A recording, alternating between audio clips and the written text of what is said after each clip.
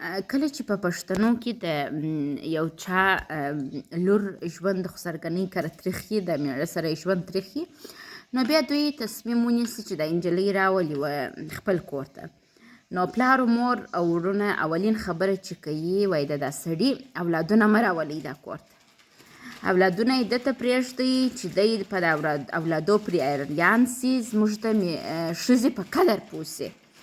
قرار دا ښځه راولي خپل کور ته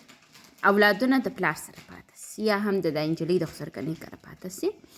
نو د نجلۍ د خپل کور ته راولي او هغه اولادونه د بل اولادونه وګڼي د بل اولادونه دي نو دا کې دوی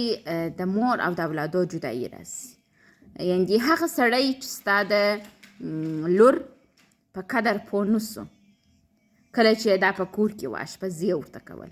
ده ته یې ناز ورکوئ ده ته یې مینه ورکول ده ته یې جنسي رابطه ورکول ده ته یې سکون ورکوئ اشپزي یې ورته کول ډېر کارونه یې ورته کول هغه یې په قدر پوه نه سو نو کله چې تا دا ځینې بوتلل اولادونه چې پر هغه ور ایله کړل هغه ستا د لور په قدر هېڅ وخت نه پوهېږي موږ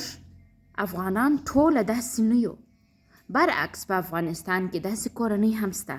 لکه زما کورنۍ کله چې ما لومړی ځل واده وکړ زه کله چې د جدایي خبره رالل زه حامله وم زما پلار کله چې زما زوی پیدا سو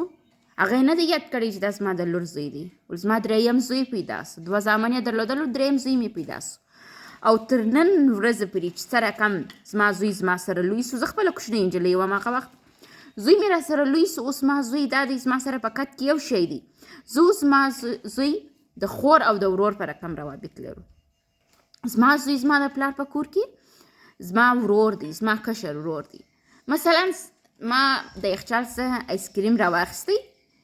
زما زوی رالی ول دا ایسکریم زما دی دا ته مه خوره نو زما او زما د زوی پر ایسکریم جنګ سو زما مور ما ته ویل سوپرمارکېټ ته زنګ ور ووهه سوپرمارکېټ والا به ایسکریم درته راوړي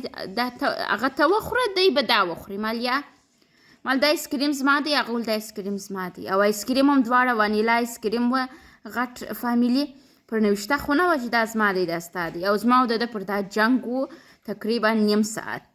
ایسکریم نه ما وخوړی نه ده وخوړی ویلې سو بیرته هم په یخچال کې کښېږدوئ نو په دا موده کې که چیرې ما سوپرمارکېټ ته زنګ ور وهلی وی په ډېر کم موده کې سوپرمارکېټ څخه ایسکریم راتلی خو